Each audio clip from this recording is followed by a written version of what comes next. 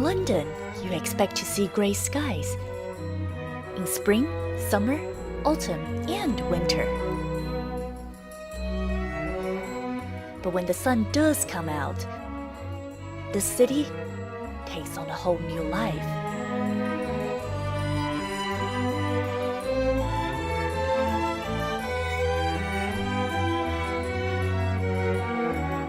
My name is Eileen. I live in London.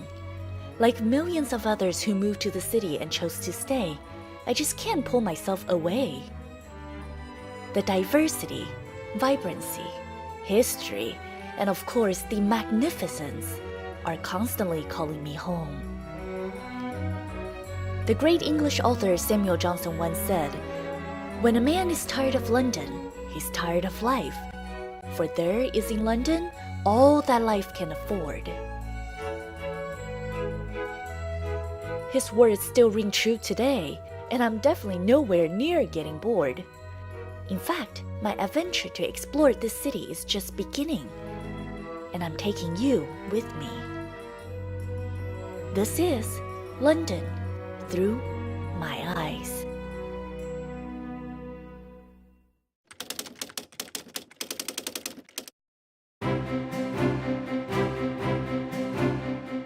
If you really want to understand London, it's crucial to first learn a little bit about its history.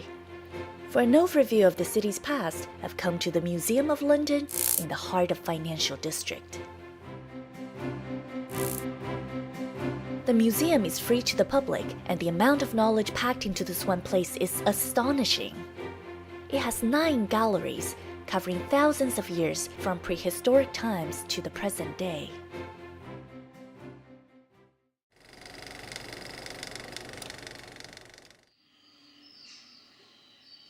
The Thames Valley has been around for about 450,000 years. Back in prehistoric times, this was a wild, deserted land with a population so tiny that, according to some historians, everyone would fit on a double-decker bus.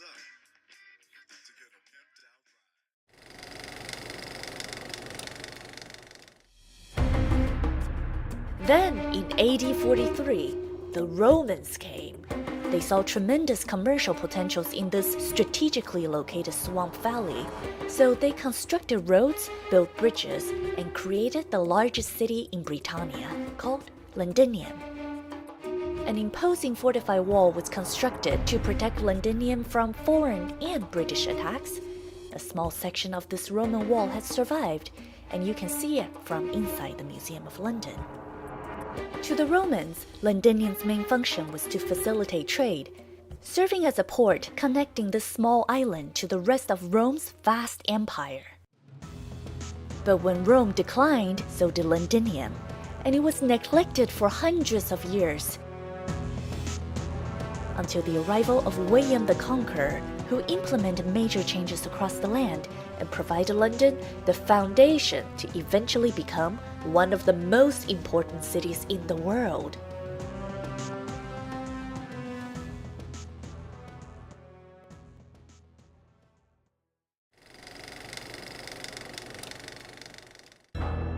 By the 12th century, London had regained its status as the biggest city in England, also one of the wealthiest trading and manufacturing capitals in Europe.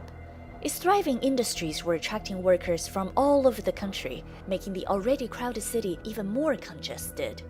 Most of London's population worked and lived in the same place, within the old Roman city wall.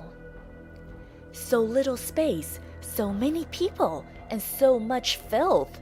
In this condition, something catastrophic was bound to happen. In the mid-1300s, London was hit by a terrible plague from Asia, the Black Death, wiping out 1/3 of the city's 80,000 population. But for this suffocated city, the worst was yet to come. In 1665, the bubonic plague returned to London with vengeance. 100,000 people lost their lives in the span of just a few months.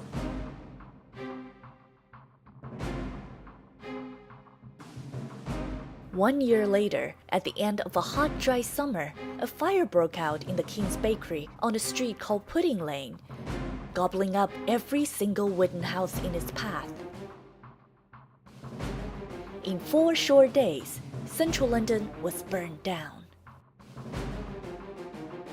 The Great Fire of London destroyed thousands of houses, buildings, and churches. The scale of losses was immeasurable. However, the Great Fire was a blessing in disguise for the dilapidated London.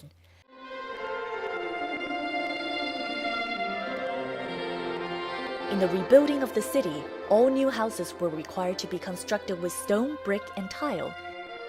Major roads were widened. St. Paul's Cathedral was given a brand new look.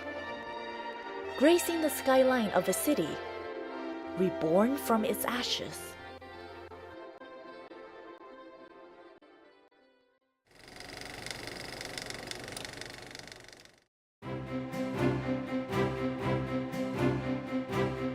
Much of the old London that we see today was built during the long reign of Queen Victoria from 1837 to 1901. The Queen's romance with husband Prince Albert has been a popular topic for historians and Hollywood alike. But it was while she was on the throne that the British Empire solidified its position as the world's superpower. Britain dominated the world with its naval supremacy, but it was the Industrial Revolution that made this country rich. Around the same time that the Americans were busy revolting against British colonization across the pond, people in England started to use machines to make consumer goods. Productivity climbed imminently and drastically. By the mid-19th century, Great Britain had become the factory of the world, and London was the wealthiest city on earth.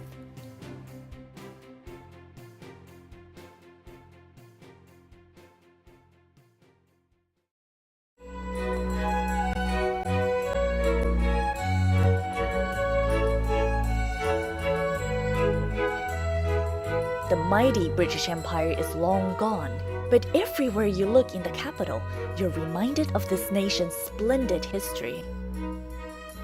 As for Britain's colonial past, it nurtured London into a truly integrated, multicultural metropolis that is unrivaled anywhere in the world.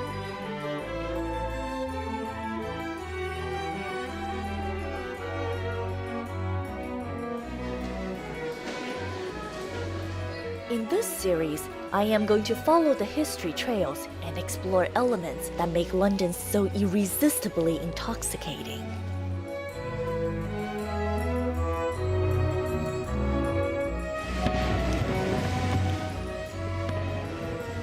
I am going to understand the real London.